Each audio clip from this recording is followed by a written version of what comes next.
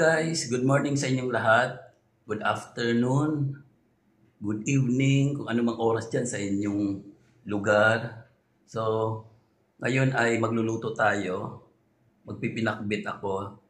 Yung binili ko kahapon dun sa Maylolo, hindi ko na pinakita sa inyo kasi late na rin ako bumili, pumunta doon. Magsasara na kasi yung Lulu Supermarket. So ngayon, ang gagawin natin, magkakape muna. Siyempre, yan. So, hindi pwedeng magsimula ang araw kung walang kape. Kape tayo, guys. At bago ako mag-prepare nung mga sangkap, mga gulay, tsaka yung may baboy ako, check ko rin muna yung mga kwarto dito sa mga tenant kasi baka mamaya bukas pa yung mga AC, yung ilaw, para makatipid na rin.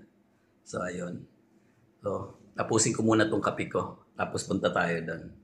Yun guys, para may laman din yung tiyan ko, hindi lang kape. Check natin tong kubos. Ito yung binigay ng amo ng kaibigan ko.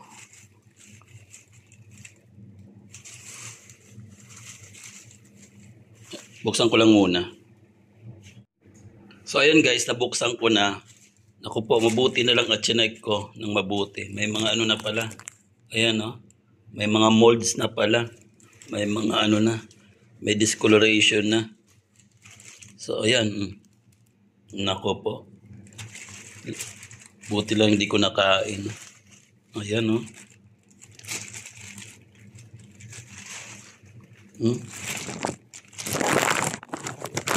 Ayan. So tapon na natin to. Sayang. Kasi ano sana to. Lamang tiyan din to. Okay lang, wag na natin panghinayangan. Sumakit pa ang tiyan natin ito. So sige na, tapon na natin to. Pero guys, bumalik na ako rito at nagkape ulit ako. Ngayon naisip ko pala yung baboy ko pala. Yung mamoy ko. Kailangan pala natin ito.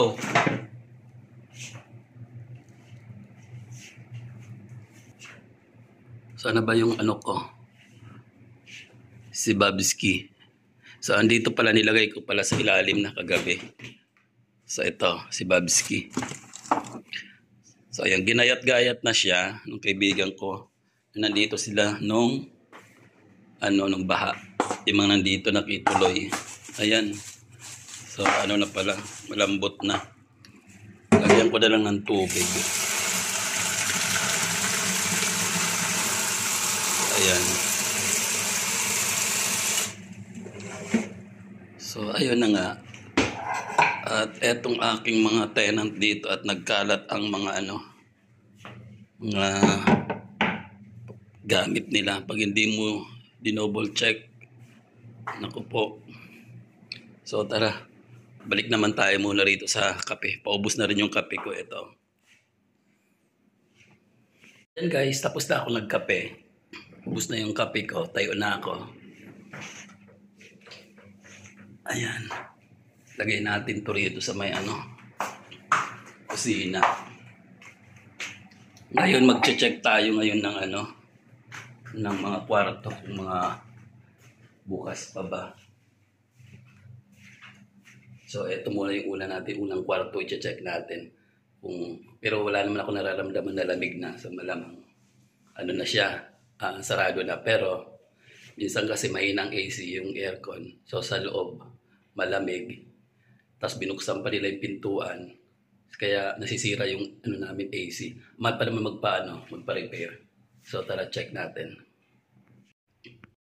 So ayun guys, bukas muna tayo ng ilaw. So lahat ng outlet nandito na sa labas para pag nagbukas kami rito, nandito lang sa labas. Kasi kung nandun ang outlet sa may loob sa isang partition, sa isang room, hindi namin masarahan o hindi namin ma-switch off yung AC. So masyadong magastos. So eto, bakante pa to namin. So yan.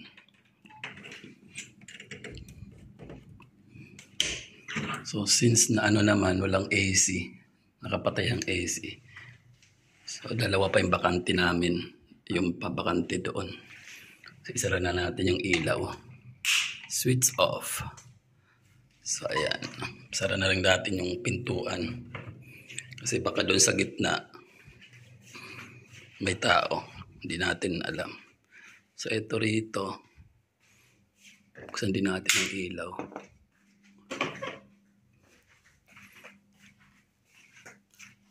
So, patay din siya. So, ganun din. Nasa labas lang yung mga outlet nila. Para pag nag-check kami, masasara. So, patay din. Switch off natin yung ilaw. So, masasara namin. Kasi mahirap pag nandoon nga sa kanila lang yung yung control. So, kung kailan sila gigising, doon lang nila papatayin. Yung kasi namin dito all in, yung paupa namin. So meaning free na sila nung sewa na tinatawag dito, yung tubig, ilaw at saka yung wifi. Kaya kailangan magtipid sila kasi binigay namin ng mura. So ayun guys, ano pa yung boses ko namamalat pa. So punta na tayo sa sa ref para kunin na natin yung mga gulay para makapag-simulan na ako maggulay.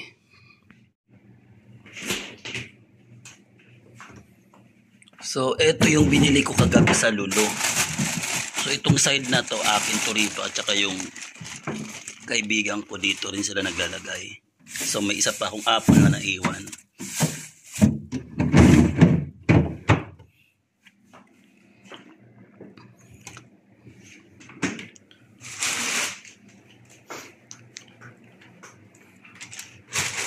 So eto pala guys yung yung mga gulay ko.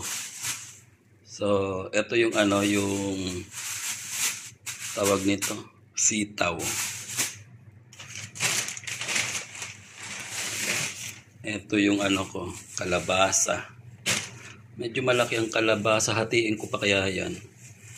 So, isang lutuan lang. Pwede namang i-ref yan. Ito yung ko, ampalaya. Meron akong talong. Siyempre, nandito na yung favorite ko, yung okra. Yung okra, kalahatiin ko lang yan. At kasi ang ginagawa ko dyan, nilalaga ko lang yan. Meron din akong luya. So yung luya, hindi naman kailangan, pero bumili na rin ako kasi baka magpaksiw ako adobo. Nalagyan ko ng Tapos ito naman ito. Yan po ay ang sili. Diba? Kailangan natin ng sili para medyo may anghang buhay.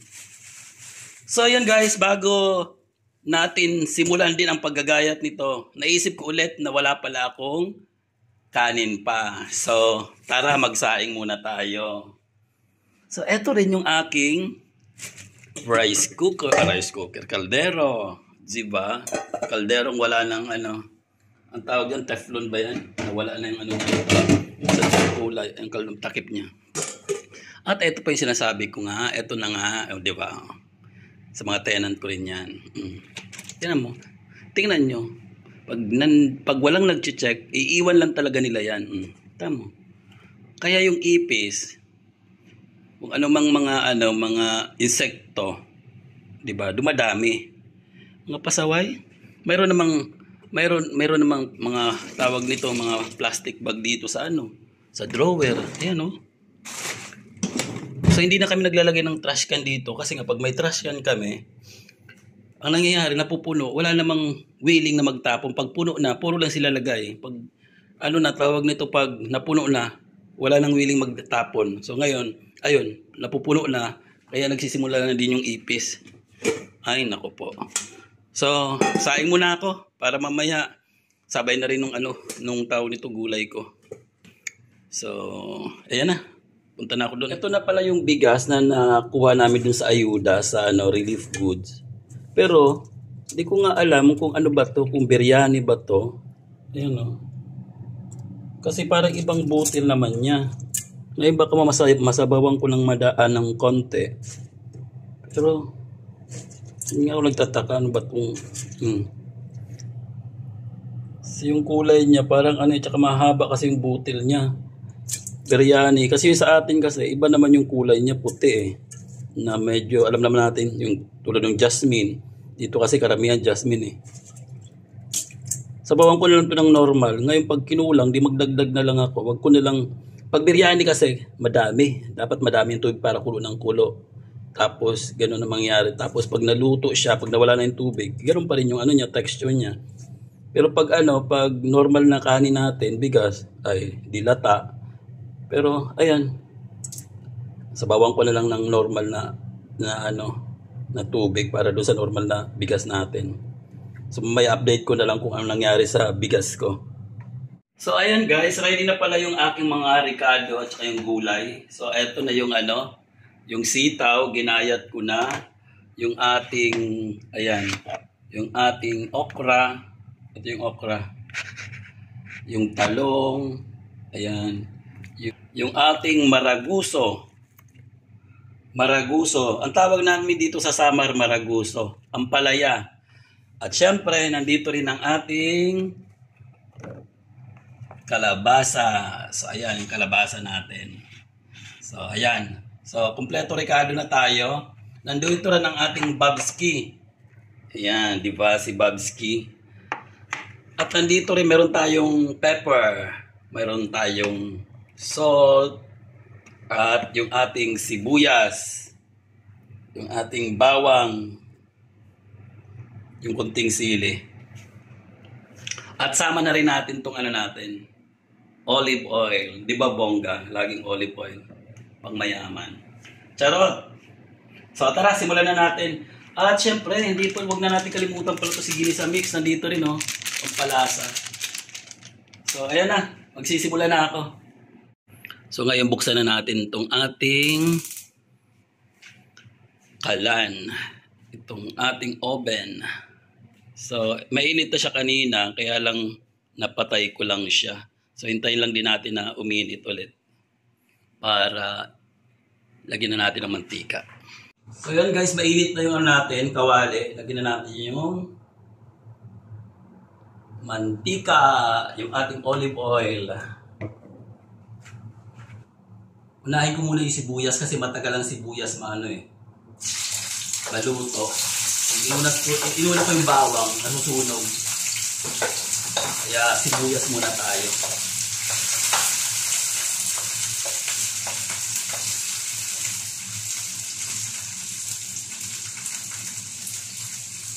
Diba? So hintay-hintay lang tayo na medyo mag-golden brown siya or mag-ano yung aroma niya para mas bongga.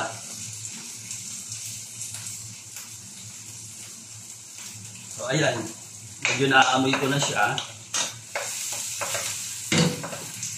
Lagyan lang natin dito sa gilid yung bawang para masabay na rin siya sa luto. At sabay ko na rin itong sili.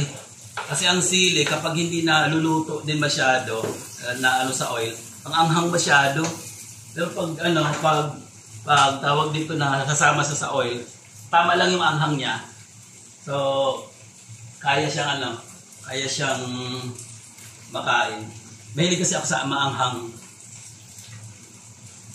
Pag hiniwalay natin to, parang ilagay lang natin to na hindi naka-fry yung tawag ito. Yung sili na itong anghang. Kaya dapat kahit konti lang ilagay. Ano to sili ng sili sa India. Ang sili kasi natin doon maliliit. So Indian sili. So eto na. Siya, golden brown na siya. At yung amoy, eto na siya. Bango. Ito pala yung sibuyas na nabili ko na sobrang laki. Hiniwa ko na lang siya hiniwa ko na lang siya. So ang kalahati niluto ko. Hindi nga ako hindi ako tatawag dito naghahati ng sibuyas kasi sabi nila hindi daw maganda, kailangan ubusin daw kaagad. So ito na yung mamoy, si Momski, si Babski. So malinis naman yung kamay ko. Wala natin. Tama na natin sa Isa. Gisahin muna natin siya.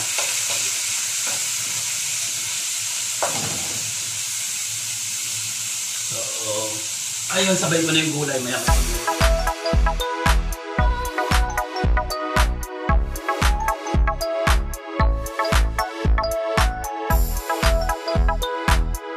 So ito na pala yung luto kong gulay. Ito na siya. So yung ano natin, yung kalabasa. So yung kalabasa medyo may konting ano siya, na overcook, pero okay lang yan kasi mas gusto ko yung ganon. Pero yung sitaw hindi. Yan. So ganon lang siya. So pabayaan na natin, huwag na natin takpan siya. At ngayon naman tingnan natin yung kanin. Kasi kanina, tiyan ko, hindi naman siya biryani. Kasi kung biryani, kukulo yung kakalat yung pinakatubig dun sa ng rice cooker. So ayan So hindi siya biryani, normal siyang rice.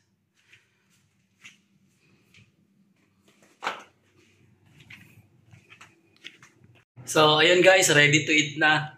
So ayan, nakagutom na, ng oras na rin. So ito na yung luto ko kanina. Ayan, 'di ba? Bongga.